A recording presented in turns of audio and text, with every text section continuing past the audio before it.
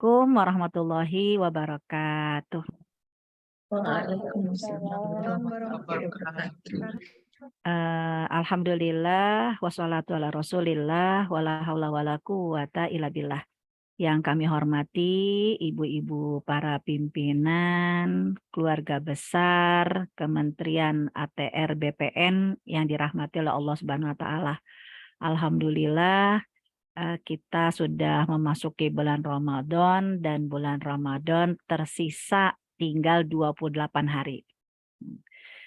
Jadi kalau yang bilang tersisa 28 hari berarti memang merasa sedih kalau 2 hari kemarin belum optimal ya, sehingga sisa waktu Ramadan 28 hari ini bismillah kita akan mencoba untuk lebih baik lagi di garis finish benar-benar menjadi orang-orang yang kategori sebagai pemenang. Nah, untuk itu bagaimanakah hari-hari berikutnya kita benar-benar berkompetisi, nggak hanya babak belur, lelah-lelah hayati, lelah-lelah fisik, jasmani, tapi berbuah satu kenikmatan, satu kebanggaan menjadi pemenang.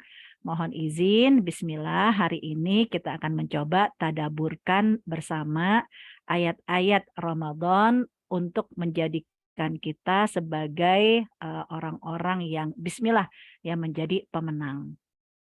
Ya. Untuk itu marilah ya rekan-rekan sekalian kita akan lihat ya. Saya sampai lupa ini bukan ya yang saya kirim ke panitia. Beda ya? Beda. Oh beda, sebentar. Muslimah Sebenarnya pemenang Ramadan. begini, ayat-ayatnya semua sama. Tinggal kita bagaimana memfokuskannya ya untuk menjadi pemenang ya di bulan Ramadan ini. Ya, sebentar, sudah siap. Ya, sebab kalau kita lihat dari tahun ke tahun, bukankah yang namanya ayat-ayat Ramadan pasti dari surat Al-Baqarah ayat 183 sampai ayat yang ke 187. Kan begitu. Ya, karena ayat ini atau surat ini yang dulu diturunkan kepada Rasulullah Shallallahu Alaihi Wasallam sama dengan ayat dan surat yang sekarang akan kita tadaburkan.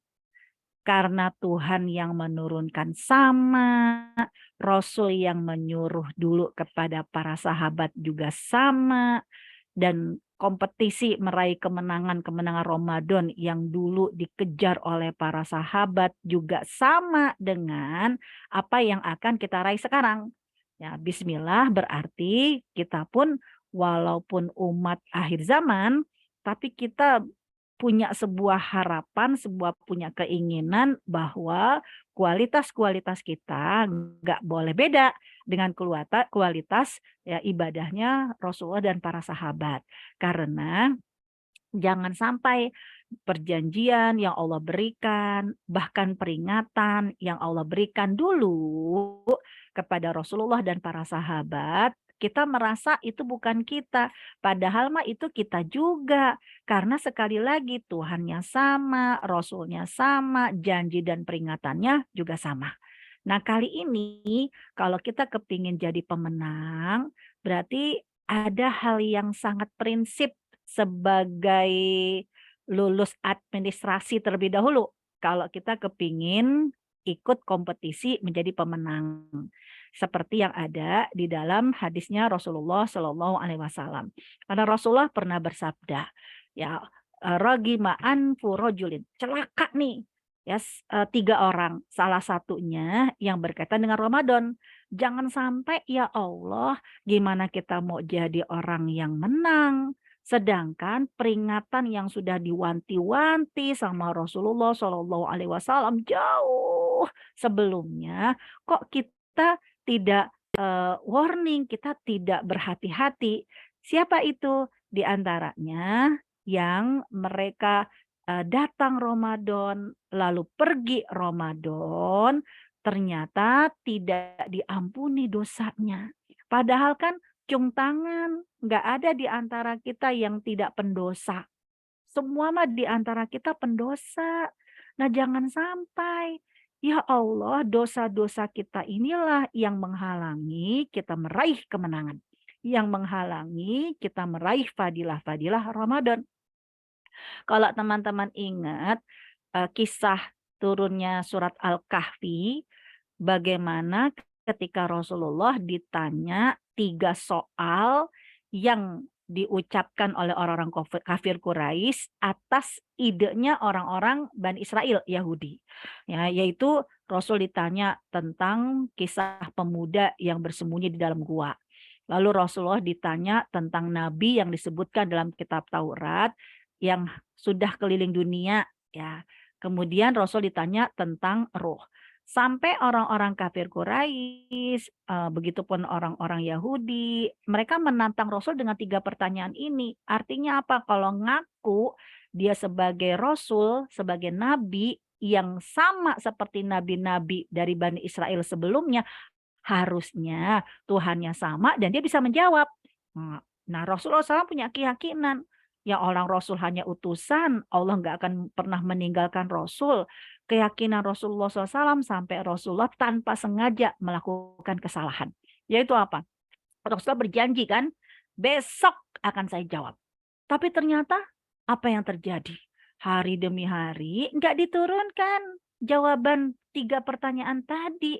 Rasul sampai sedih, ya Allah, sampai diledekin kan. Tuh lihat, ngaku nabi tapi ternyata nggak bisa jawab. Muhammad ditinggal oleh Tuhannya. Ternyata bukan karena Allah meninggalkan Rasul, bukan karena Allah tidak memberikan pertolongan kepada Rasul. Udah siap itu jawaban. Tapi kenapa nggak turun-turun? Maaf, karena ada dosanya Rasulullah, ada kesalahan yang tidak sadar Rasulullah lakukan, sehingga dosa-dosa ini yang menghalangi pertolongan Allah itu diturunkan. Apa dosanya Rasul? Ayat ke-23 diingatkan, wala taqulanna li syai'in inni fa'ilun dzalika goda. Besok-besok kalau janji jangan sekali-kali ngomong besok akan saya kerjakan. Itu mah orang yang sombong. Ya, karena kita manusia yang lemah, kita nggak tahu 1 menit, 1 jam, 1 hari, esok apa yang terjadi. Takdir itu kita nggak pernah tahu. Makanya kalau kamu berjanji illa ayyasya Allah, bilanglah insya Allah. Ternyata dari kisah ini kita mendapatkan pelajaran.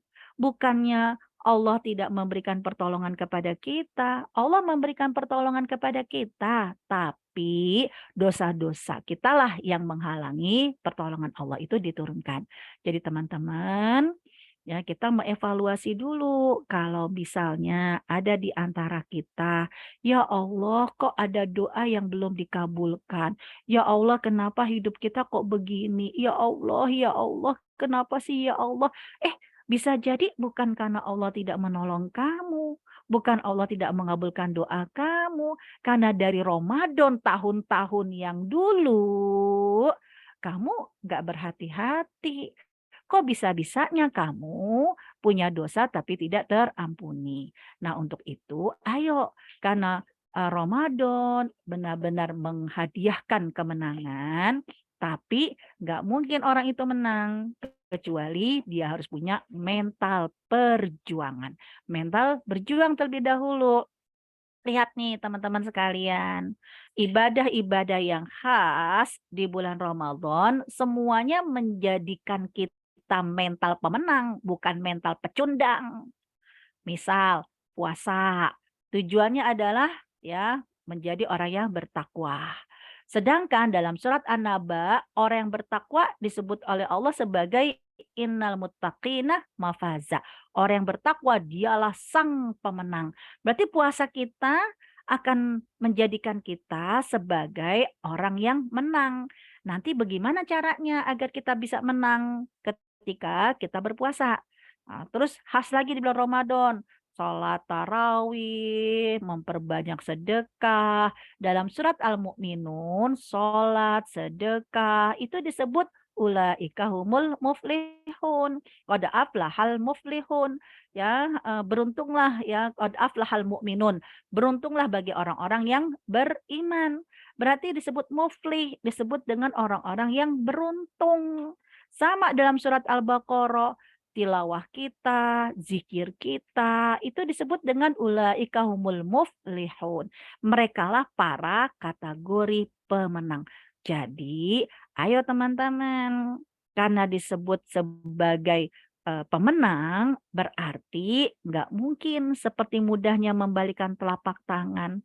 Ya kita kudu benar-benar latihan, benar-benar harus mempersiapkan fisik kita, waktu kita, disempet-sempetin, dikuat-kuatin. Ya, tidak hanya puasa, tapi tidak hanya tarawih, tapi juga sedekah kita, tilawah kita, zikir kita. Karena inilah cara agar kita bisa meraih kemenangan. Kemenangan yang disebut oleh Allah pertama kali, seperti tadi yang diingatkan dalam hadisnya Rasulullah SAW di awal yang saya sebutkan, yaitu kemenangan yang pertama adalah ampunan. Orang yang masih punya dosa bisa jadi nanti matanya berat untuk dipakai ibadah. Ya, fisiknya berat untuk dipakai untuk ibadah. Kayaknya mah matanya sepet aja, mulutnya asem aja, males, mager. Nah, jangan sampai mager-magernya kita susah sekali beribadah karena apa? Karena yang memberatkan adalah dosa-dosa kita. Jadi, apa yang harus kita lakukan nih agar kita bisa meraih kemenangan? Dalam surat Adz-Dzariyat ayat 15 sampai 17, ayo waktu sahur sebagai muslimah pemenang ya, perempuan-perempuan yang ingin meraih kemenangan, waktu sahur nggak hanya kita mikirin makan doang. Tapi waktu sahur benar-benar kita siapkan untuk menjadi orang yang terbaik. Karena dalam surat Adz-Dzariyat Allah menyebutkan innal muttaqina fi jannati wa uyun. Bagi orang yang bertakwa disiapkan oleh Allah surga yang bermata air, berarti surga Firdaus yang tertinggi. Ciri-ciri penghuni surga Firdaus di ayat ke-18-nya. Jadi saya lupa menambahkan ya. Di ayat ke-18-nya, wabil ashari hum yastaghfirun. Di waktu sahur mereka beristighfar. Jadi kita kalau yang bangunnya lebih awal enak, sempat sholat dulu, zikir dulu, ya baru makan. Tapi kalau yang bangunnya jam 4, jangan cuman langsung cuci tangan doang, lalu kita menyantap sahur. Enggak, ya kita kalau ini adalah kita atau yang sudah menikah, ajarkan anak-anak kita. Begitu jam 4 dia bangun, jangan cuman makan doang. Ini waktu ibadah. Sahur pun, makan sahur pun juga ibadah. Caranya apa? Ayo, suruh ke kamar mandi, nggak cuman cuci tangan, tapi apa? Wudhu. Kenapa wudhu? Kan bukan mau sholat. Emang wudhunya bukan untuk sholat. Wudhunya untuk apa? Untuk makan sahur. Sebab Salman Al-Farisi pernah terkagum-kagum ketika dia menemukan satu lembaran Taurat dan dia menemukan rahasia. Pantesan orang Yahudi pinter-pinter, keren-keren. Kenapa? Karena dalam kitab Tauratnya orang Yahudi, ibu-ibunya itu nyuruh anaknya habis makan, nggak cuma cuci tangan. Habis makan, disuruh untuk berwudu. Wah, keren banget. Begitu diadukan kepada Rasul, apa kata Rasulullah? Umatku lebih dahsyat lagi. Keberkahan umatku adalah berwudu sebelum makan dan wudu setelah makan. Nah, itu kalau buat anak-anak. Kalau buat kita yang menyiapkan hidangan, udah kita tuh bikin mindset. Begitu mau menyiapkan hidangan, mau masuk ke dapur, wudu dulu. Ya, anak-anak mau makan disuruh wudu dulu. Kenapa? Karena ada keberkahan di waktu sahur. Ada keberkahan untuk makan. Dan apalagi kita istighfar. Karena jangan sampai gara-gara dosa kita yang membuat hidup kita sempit, ibadah kita males, ya rezeki kita seret karena dosa-dosa kita. Untuk itu istighfarlah. Bagi kita yang merasa, ya Allah kok kayaknya sama suami istri nggak langgeng-langgeng, ribut melulu. Biar dapat rumah tangga yang sakinah, mawadah, warahmah, istighfarlah seperti dulu Nabi Adam dan Ibunda Hawa, dua-duanya merasa bersalah. Jadi jangan cuma sepihak, suaminya doang atau istrinya doang, dua-duanya. Ya, karena dalam surat Al-A'raf, Nabi Adam dan Ibunda Hawa yang berdoa, qala, mereka berdua meminta ampun kepada Allah. Rabbana zalamna anfusana wa illam taghfir lana wa tarhamna lanakunanna minal khasirin. Dua-duanya zolim, dua-duanya takut kalau nggak diampuni sama Allah, nggak disayang sama Allah nanti rugi. Atau mungkin di antara kita, ya Allah, kok mager banget sih sholat. Ya Allah punya anak susah banget sih disuruh sholatnya. Bisa jadi karena kita punya dosa. Terus gimana ya istighfarnya biar kita, anak-anak kita, suami kita, itu gampang, dimudahkan untuk menegakkan sholat. Istighfarlah seperti istighfarnya Nabi Ibrahim. Rabbi ja'alni muqimas sholah. Ya Allah nggak cuma aku yang mampu menegakkan sholat. Wa min zuriyati, dan juga anak keturunanku. Rabbana wa taqabbal du'a. Ya Allah please kabulkanlah permohonan aku. Karena cuman kepingin anak-anak kita komitmen sama sholat. Tapi jangan sampai doa ini tidak terkabulkan karena doa dosa-dosa kita. Maka ayat ke-41-nya. Rabbighfirli, ampunilah aku, kedua orang tuaku, dan orang-orang beriman nanti di yaumul hisab. Atau kita yang merasa, ya Allah, kok kayaknya punya dosa apa ya? Kok hidup kayaknya susah banget, ini rumah berantem melulu. Jangan-jangan ya kita merasa terpuruk ya karena kita maaf kayak Nabi Yunus atau kayak Nabi Nuh.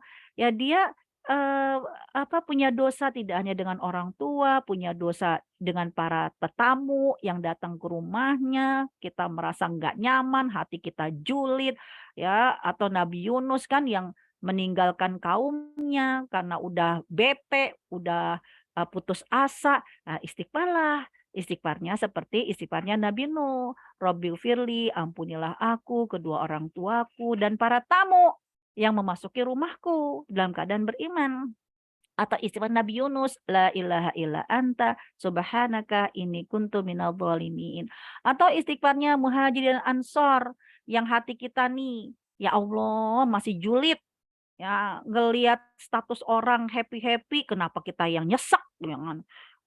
Tetangga kita kiriman dapat paket ya, bolak-balik, kenapa kita yang masuk angin, ya kita yang kembung gitu. Nah, itu kan karena hati kita julid. Harusnya ketika teman kita punya kebahagiaan, kita ikut bahagia. Nah, kalau kita belum memiliki hati yang seperti itu, jangan-jangan memang hati kita sudah gelap dengan kedengkian. Gugurkan dengan istighfarnya Muhajirin Ansar. Rabbighfirli Rabbana ighfir lana wal ikhwanina alladzina sabaquna bil iman. Wala taj'al fi qulubina. Ya Allah, tidak hanya ampunilah kami serta saudara-saudara kami sebelum kami yang mendahului kami, dan juga ya Allah tolong dong nih jadikan hati kami hati yang lapang, bukan hati yang julid, ya hati yang galau ya terhadap kebahagiaan saudara-saudara kita. Ini modal yang pertama.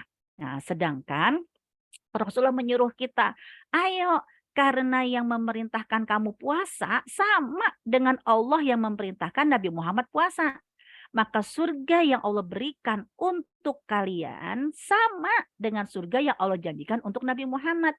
Surga yang diminta oleh Rasulullah SAW untuk kita doakan bukan sembarangan dosa, bukan sembarangan surga, tapi diminta untuk surga yang tertinggi.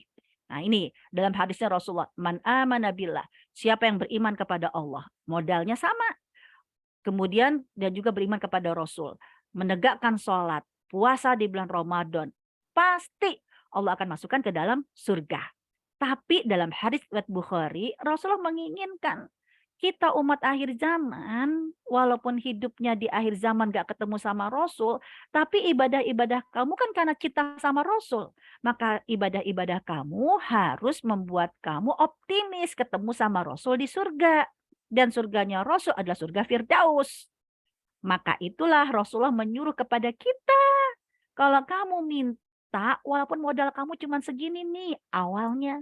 Tapi kalau kamu minta, idza sa'alta jannata sa'alta firdausal a'la, kamu minta surga Firdaus, maka nanti kita akan ketemu dengan Rasulullah SAW. Memang kenapa harus minta surga Firdaus? Karena kalau kita masuk surga Firdaus, ngelihat ke atas, itu langsung melihat arsy-nya Allah. Nggak ada penghalang. Kan selama ini Tuhan yang kita sembah, kita nggak pernah lihat. Kita kepengen lihat keindahan arsy-nya itu kalau kita masuk ke dalam surga Firdaus. Ini yang dijanjikan oleh Allah Subhanahu wa taala. Nah, untuk itu agar kita bisa menjadi penghuni surga Firdaus, modalnya kan minta dulu. Kalau kita doa aja enggan, doa aja berat, gimana nanti Allah pantaskan kita untuk beramal seperti ya penghuni surga Firdaus. Karena amalan-amalan yang dilatih di bulan Ramadan untuk mendapatkan kemenangan surga Firdaus, ada beberapa cara yang disiapkan oleh Allah Subhanahu wa taala. Pertama, dalam surat Al-Baqarah ayat 183 dan 187. Yaitu apa? Latihan puasa. Tapi latihan puasa kamu nggak cuma nahan makan.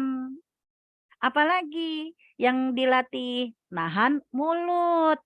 Ya, dari kata-kata yang tidak baik. Bahkan latihannya apa? Ya, belajarlah mulai hari ini puasanya nggak sekedar biar kurus badannya mumpung diet gitu kan. Tapi puasanya lillahi ta'ala. Karena Allah. Karena kalau kita sudah niat puasa karena Allah, Allah udah ridho, ada janji dari Allah Subhanahu wa taala. Yaitu apa? Ketika kita niat puasa, niat melakukan apapun lillahi ta'ala. Jangankan mau kurus, nama kita pun viral sehingga hidup kita tenang, melimpah keberkahan, melimpah kebahagiaan. Kenapa? Karena dalam hadisnya Rasulullah SAW, jika seorang hamba layal tamisu dalam melakukan segala sesuatu murni, dia hanya mengatakan lillahi ta'ala. Nah, kayak kita puasa kan gitu. Nawaitu sauma ghadin an ada'i fardhi syahri ramadhana hadhi sanati lillahi ta'ala. Karena Allah. Karena kalau kita meniatkan semua karena Allah, nggak tanggung-tanggung, nama kita bisa viral. Gimana caranya? Karena Allah akan memanggil malaikat Jibril. Ya Jibril, wahai Jibril, malaikat Jibril yang sama yang dulu menjemput Nabi Muhammad Isra dan Mi'raj. Malaikat Jibril yang sama yang selalu datang kepada Rasul membawa ayat-ayat Al-Quran. Malaikat Jibril ini dipanggil sama Allah hanya untuk menginformasikan. Innal abdi, sesungguhnya ada seorang hamba, layal tamisu, dia dalam melakukan segala sesuatu termasuk puasanya, tilawahnya, zikirnya, tarawehnya, semua apa? Karena Allah yurdiani, dalam rangka mencari ridhoku. Maka Jibril, kamu harus mencintai dia, karena rahmatku harus melimpah kepadanya.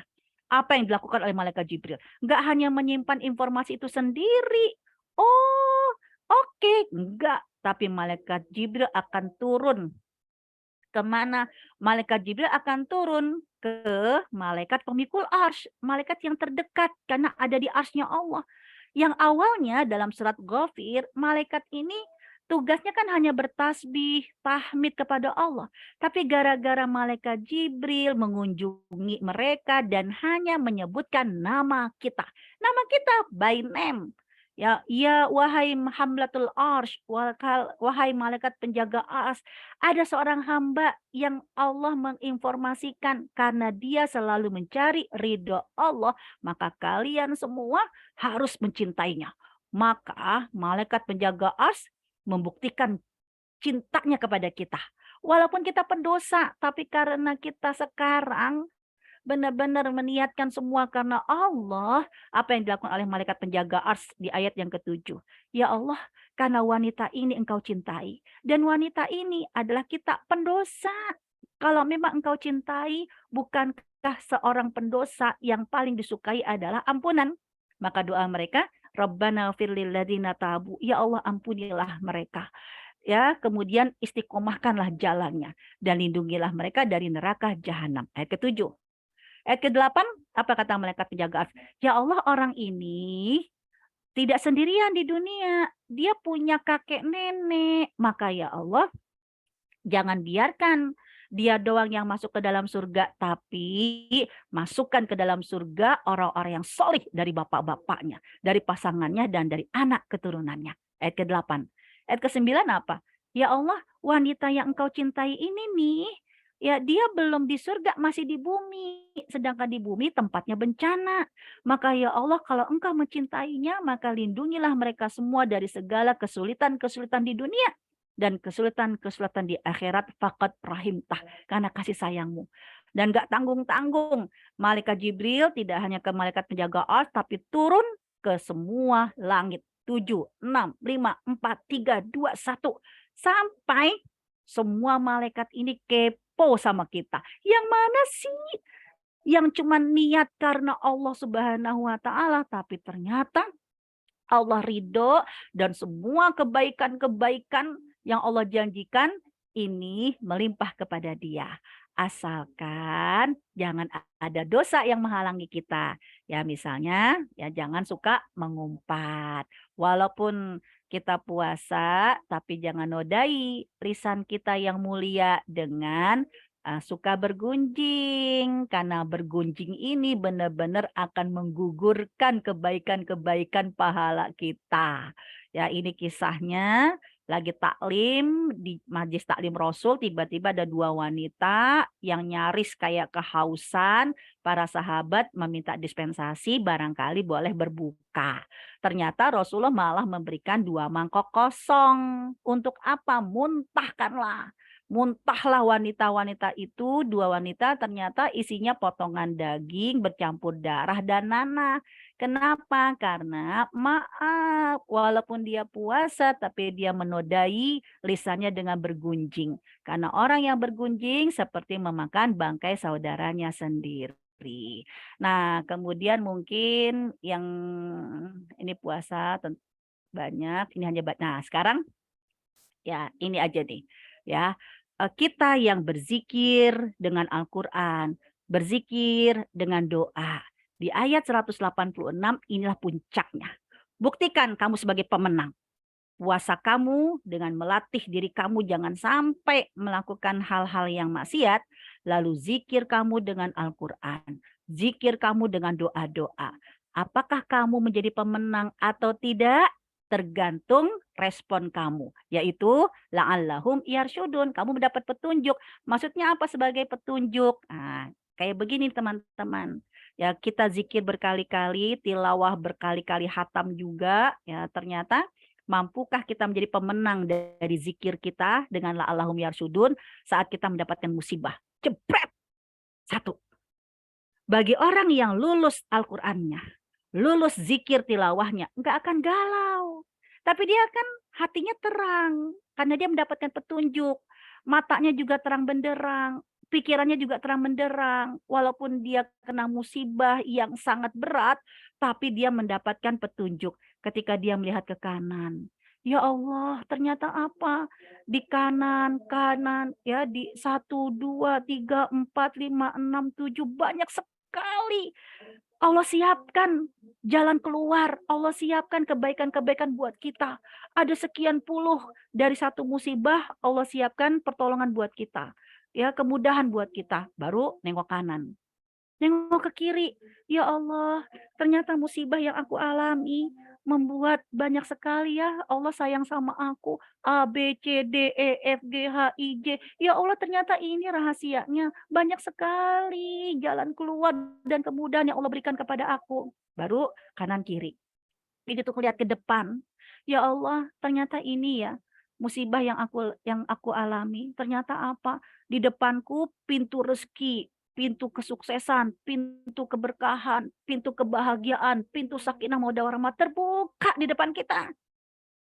Apalagi begitu kita nengok ke belakang, ya Allah ya Robbi, ternyata satu musibah yang aku alami, Allah sayang banget ya sama aku. Kenapa?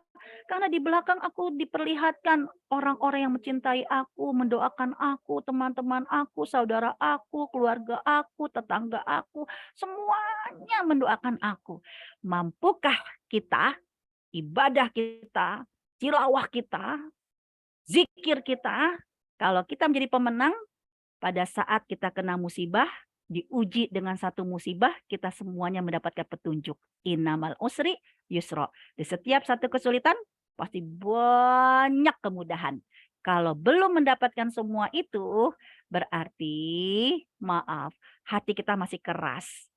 Kembali, hati kita masih penuh dengan noda kemaksiatan. Sehingga pikiran kita gelap, kita tidak bisa menemukan kebaikan-kebaikan yang Allah janjikan kepada kita. Wallahu a'lam bishawab.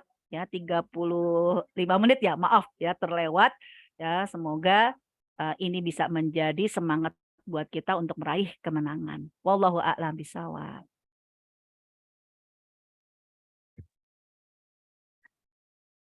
Masya Allah, materi kajian kali ini sangat luar biasa. Semoga ilmu yang kita dapatkan hari ini bisa bermanfaat bagi kita semua. Amin.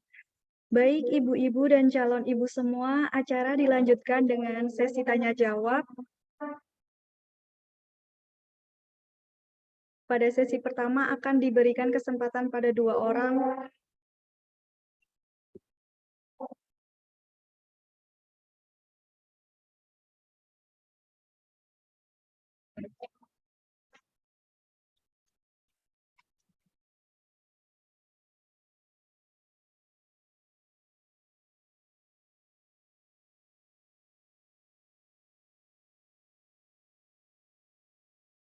Sudah ada yang nanya, Mbak Pita?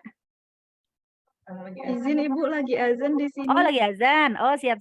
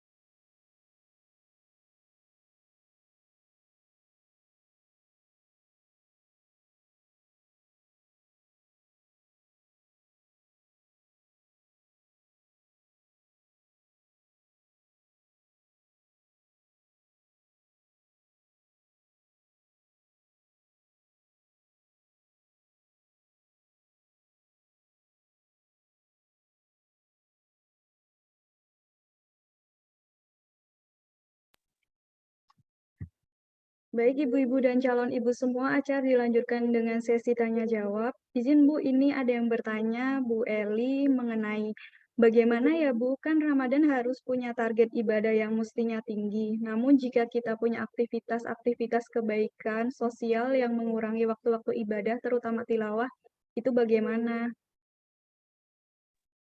Ya, jazakumullah khair. Kalau kita lihat ayat tentang Al-Quran diturunkan di bulan Ramadan, surat Al-Baqarah ayat 185, tujuannya kita berlomba-lomba dengan Al-Quran, apakah yang tilawah kalau memang dia bertilawah. Ada juga kan yang punya pendapat kalau lagi haid dia nggak tilawah, tapi dia baca tafsirnya atau dia merenungkan beberapa ayat-ayat Al-Quran. Nggak apa-apa, pokoknya semua yang berkaitan dengan Al-Quran, ibadah Al-Quran di bulan Ramadan, tujuannya apa? Bukan banyak-banyakan tilawah, bukan banyak-banyakan hatam, tapi tujuannya adalah la'allahum yarshudu la'allakum tashkurun. Ya, agar kalian bersyukur. Ya. Berarti bagi kita yang perlu menghadirkan kalau memang kepingin tilawah ya di saat kita punya kesibukan. Kan semua orang pasti sibuk. Tapi gimana caranya kita menghadirkan hati agar kita bisa bertilawah Al-Quran. Nah, yang perlu kita hadirkan adalah rasa syukur. Maksudnya apa? Ya Allah, Allah baik banget ya sama aku. Ternyata Allah masih beri kesempatan kepada aku hari ini bernafas. Padahal banyak orang-orang yang udah nggak bisa nafas lagi. Ya Allah, hari ini Allah berikan kesempatan kepada aku masih bisa bekerja, mendapatkan rezeki untuk nafkah. Padahal ya Allah banyak orang yang setelah pandemi kemarin langsung chaos, langsung morat-marit ekonominya, hidupnya susah. Tapi ya Allah, alhamdulillah ekonomi aku nggak masalah. Orang yang merasa bersyukur, ya Allah, Allah baik banget ya sama aku. Kenapa? Ya hatiku tenang, hidupku bahagia, aku punya suami yang baik, punya anak yang baik, punya teman yang baik, punya orang tua yang baik. Nah, bagi mereka yang punya rasa, "Ya Allah, banyak banget ya, ya Allah." Maka mereka berterima kasih kepada Allah nggak cuman, "Alhamdulillah ya Allah, thank you ya Allah." Enggak, tapi mereka akan mencoba untuk bertilawah. Jadi tilawah harus dihadirkan bukan sebuah beban. Tilawah harus dihadirkan bukan hanya sekedar kejar setoran, ya kejar hataman, tapi tilawah yang berkualitas adalah dihadirkan karena rasa syukur.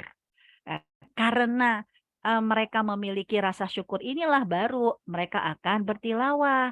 Ya Allah akan mudahkan mereka untuk punya waktu, punya kesempatan, dikasih ingat untuk tilawah. Jadi menurut saya pertanyaan tadi yang perlu kita perbaiki lebih awal adalah dasar kenapa kita tilawah. Karena kita butuh tilawah. Karena tilawah ini kalau dihadirkan sebagai rasa syukur, yakin la in syakartum la azidanakum. Maka dengan tilawah kita, mungkin kita hanya bisa sehalaman, kita hanya bisa selembar, kita bisa satu juz. Tapi ini ya Allah, karena rasa syukur aku loh ya Allah, maka Allah akan tambahkan lagi tuh rezekinya makin melimpah, keluarganya makin sakinah, mawaddah, warahmah. Siapa sih yang nggak kepengen mendapatkan limpahan lebih banyak lagi? Nah, tilawah ini harus dihadirkan sebagai wujud rasa syukur. Begitu, Kak. Baik, terima kasih. Izin Bu Ustazah, ada lagi yang menanyakan dari TU Direktorat PT KHK PPAT. Izin Bu Ustazah, apakah boleh di-share lagi zikir istighfar yang lengkap biar anak-anak rajin sholat? Terima kasih. Surat, walaupun di file sudah ada ya, tapi nggak apa-apa, kita, tulis lagi surat 14, surat Ibrahim, ayat 40 dan ayat 41. Kenapa perlu kita tulis? Agar pada saat kita berdoa, jangan sampai kita ngeblank. Ya Allah, yang mana yang tadi istighfarnya ya? Ya Allah kan gitu. Nah itu sudah kita siapkan di saat-saat ya kita pas merasa memang, "Ya Allah, lagi butuh banget, apa ya, ketenangan karena susah banget sih ngebangunin suami, ngebangunin anak untuk sholat." Nah itu ya kita sudah punya catatannya, kita sudah siapkan, dan bacaan-bacaan, eee, apa, zikir istighfar agar bisa menegakkan sholat, itu surat Ibrahim ayat 40 sampai ayat 41. Wallahu a'lam. Izin Bu Ustazah, satu lagi pertanyaan dari Bu Sakti dari PTPP untuk istighfar Nabi Muhammad pada halaman 6 pada materi di surat apa ya? Kemudian untuk istighfar tersebut di halaman 6, apakah ada waktu tertentu untuk membacanya? Terima kasih. Istighfar Nabi Muhammad Shallallahu Alaihi Wasallam. Sebentar. Yang Allah anta Robbi ya? Iya. Kalau Allah anta Robbi, nah menariknya begini nih. Kalau di Al-Quran adanya istighfar para nabi, ya Nabi Adam, Nabi Nuh, ya kemudian juga Nabi Ibrahim. Kenapa istighfar Nabi Muhammad tidak ada di Al-Quran? Nah, soalnya kalau Al-Quran itu kan firman Allah. Berarti kalau istighfarnya Nabi Muhammad ada di Al-Quran, sangat memungkinkan Allah yang mewahyukan kepada Nabi Muhammad bacaan istighfar seperti ini. Sedangkan bacaan istighfar Nabi Muhammad ini bukan redaksi dari Allah. Bacaan istighfar Nabi Muhammad ini karena bahasa hatinya Nabi Muhammad SAW. Sehingga adanya di hadis Rasulullah SAW. Ya, karena adanya di hadis, jadi nggak ada di surat. Adanya di hadis, berarti Allah ingin menunjukkan kepada kita. Itu lihat, Nabi Muhammad, nabimu, akhirnya bahasa istighfar, untayan istighfar Nabi Muhammad menjadi istighfar yang terbaik. Yang disebut dengan Sayyidul Istighfar, induknya istighfar. Begitu nggak ada di Al-Quran, tapi adanya di hadis Nabi. Tapi kalau yang umat Nabi Muhammad, Muhajir dan Ansor, Allah mendokumentasikan peristiwa yang telah terjadi, ya, yang kemudian Allah abadikan dalam surat Al-Hasyr. Begitu Kak. Terima kasih kepada Ibu Ustazah. Mungkin teman-teman yang lain ada yang ingin menanyakan. Dipersilahkan. Izin, Mbak, saya mau bertanya buat Siap, Bu Bu. Ustazah. Ya. Assalamualaikum warahmatullahi wabarakatuh, Ustazah. Saya mau bertanya berkaitan dengan ibadah sholat taraweh di bulan Ramadan. Untuk kita sebagai perempuan, bagusnya melaksanakan sholat taraweh itu di mana? Nah, yang pernah saya membaca dari beberapa tafsir itu bahwa sebaik-baiknya ibadah itu bagi perempuan adalah di rumahnya. Lebih baik lagi di dalam kamarnya. Nah, yang saya pertanyakan lagi di sini, kalau misalnya perempuan itu ibadahnya di rumah, bolehkah ibadahnya tuh diimami oleh kepala keluarga atau oleh suami?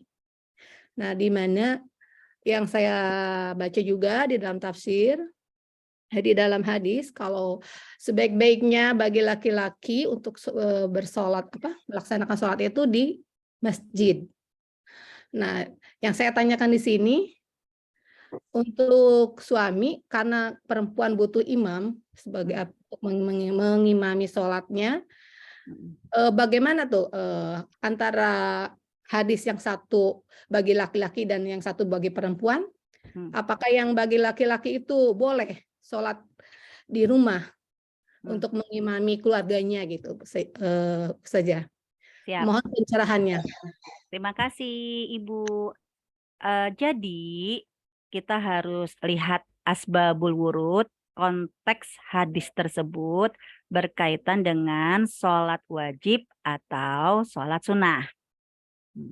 Karena ketika memang konteksnya adalah sholat wajib, Rasulullah menjadikan sunnah muakkad buat laki-laki untuk sholat di masjid. Tapi Rasulullah pun menyuruh bagi para laki-laki untuk menyinari rumahnya dengan sholat-sholat sunnahnya di rumah. Nah, untuk itu perlu ada strategi, termasuk dengan suami saya. Jadi ketika beliau misal kayak sholat maghrib, beliau sholat maghribnya di masjid. Tapi untuk sholat sunnahnya beliau di rumah. Karena berimam dengan imam tidak antara imam dengan makmum nggak mesti harus sholatnya sama. Yang penting gerakan sholatnya bisa diikuti oleh makmum. Ya karena sholat sunnah ba'dal maghrib 2 rakaat, maka beliau sebagai imam mengimami dengan 2 rakaat. Saya sebagai makmum, karena kalau sendirian ya, kecuali kalau pas lagi ada anak saya yang perempuan, saya akan berjamaah dengan dia. Tapi kalau enggak, maka saya akan berimam dengan 2 rakaat ya kepada suami. Nah, nanti ketika suami telah melakukan salam karena sholat sunnah 2 rakaat, maka saya kan tinggal menambah 1 rakaat lagi. Nah, ini yang dilakukan oleh banyak para sahabat. Termasuk Rasulullah. Rasulullah kalau sholat sunnahnya ini tidak di masjid. Bukan karena Rasul nggak suka sholat tarawih di masjid. Karena Rasulullah khawatir nanti memberatkan umatnya. Kalau semua sholat semuanya laki-laki harus di masjid. Maka Rasulullah kan kalau konteksnya adalah sholat sunnah, sholat tarawih, Rasulullah cuma hari pertama, hari kedua, hari ketiga semakin banyak jamaahnya. Ya ternyata begitu hari keempat Rasulullah nggak datang ke masjid. Salat sunnah salat tarawih di rumah mengimami para istri. Apa kata Rasulullah? Bukan karena nggak suka sholat bersama kalian, tapi aku takut nanti memberatkan umatku. Jadi ibu, bedakan konteks antara sholat sunnah dengan sholat wajib. Sedangkan untuk perempuan muslimah, mau sholat wajibkah, mau sholat sunnahkah, manakah yang terbaik? Ya, semua kembali kepada izin suami. Karena Umar bin Khattab pernah ketika ada seorang wanita ikut-ikutan sholat ke masjid, itu dipukul sama Umar disuruh pulang.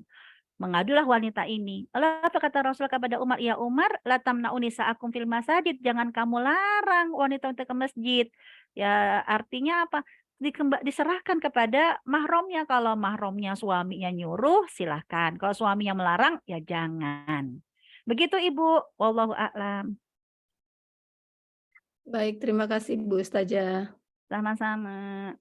Izin Ibu, mungkin satu lagi pertanyaan dari chatroom dari Ibu Indah Puji Lestari. Bu Ustazah tanya, sekarang kita membaca Al-Quran kan dipermudah dengan adanya aplikasi di HP. Yang menjadi pertanyaan, apakah pahala yang diterima saat membaca Al-Quran menggunakan HP dan kitab Al-Quran itu sama? Karena saya pernah dengar kalau membaca dengan kitab Al-Quran lebih afdol daripada menggunakan HP. Bagaimana menurut Ustazah? Terima kasih. Iya, jadi iya benar. Kita harus tahu dulu sebenarnya yang wahyu dari Allah Subhanahu wa taala ini termasuk lembaran mushaf atau hanya bacaan. Sebab kalau kita menganggap yang mushaf ya, jadi kayak mushaf kita ini nih, ini juga wahyu dari Allah Subhanahu wa taala, berarti wajar kita akan punya pertanyaan mana yang lebih afdol antara megang mushaf atau yang pakai handphone karena dianggap handphone itu kan adalah gadget buatan manusia, teknologi manusia. Nah, untuk itu, teman-teman, kita harus lihat Al-Quran itu yang menjadi wahyu persis dari Allah Subhanahu wa taala kepada Nabi Muhammad adalah qiraatnya, bacaannya. Karena Nabi Muhammad diturunkan Al-Quran tidak berupa lembaran. Jadi lembaran turun, enggak. Ya tulisannya alif ba ta sa, tidak. Gimana caranya Al-Quran itu nyampe kepada Nabi Muhammad? Sanuqri'uka fala tansa. Dibacakan Itu namanya qiraat, bacaannya. Jadi Bismillahirrahmanirrahim. Malaikat Jibril hanya membacakan kepada Nabi Muhammad. Terus berarti mushaf-mushaf yang kita pegang itu wahyu bukan? Bukan, itu bukan wahyu. Itu adalah hasil karya buatan para penulis wahyu, termasuk Utsman bin Affan, Abdullah bin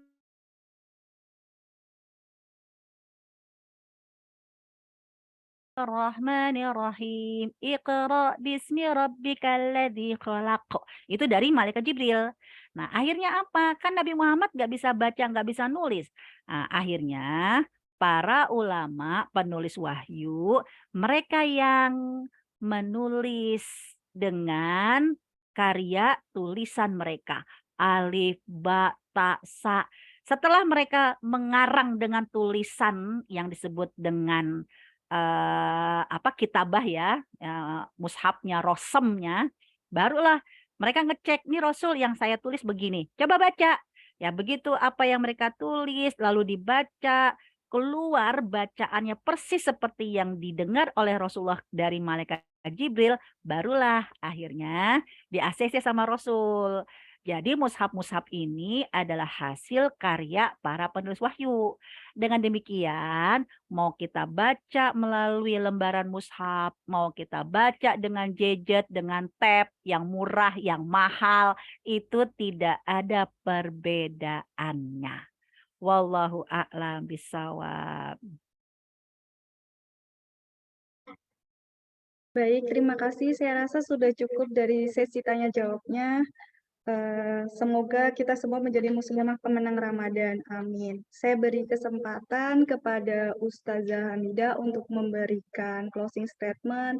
Kepada beliau, waktu dan tempat kami persilahkan. Ya, mari rekan-rekan sekalian, mumpung Ramadan baru 2 hari. Berarti apa? Allah masih percaya kepada kita. Berikutnya, hari-hari yang akan kita lalui adalah hari-hari yang insya Allah Allah berikan kita kemudahan. Yang penting kita semuanya berniat, bertekad, insya Allah jalan Allah akan mudahkan semua. Wallahu a'lam bishawab. Amin. Sebelum acara siang hari ini kita tutup, ada beberapa info yang akan kami sampaikan. Yang pertama, KMS Ramadan sesi kedua, insya Allah di jam yang sama, 11.30 hingga 12.30 pada hari Jumat 31 Maret 2023, dengan tema Sehat dan Aktif Meski Berpuasa, dengan narasumber dokter spesialis gizi klinik dari Dr. Cipuk Mahaswitri MGizi SPGK. Kedua, bagi para kaum muslimah sekalian, jika ingin berinfak untuk kegiatan Ramadan dapat disampaikan ke Panitia Ramadan Masjid Nurul Rahman II, Kementerian ATR BPN, seperti pada barcode pada layar. Marilah kita tutup acara KMS hari ini bersama-sama dengan izin Ibu lagi.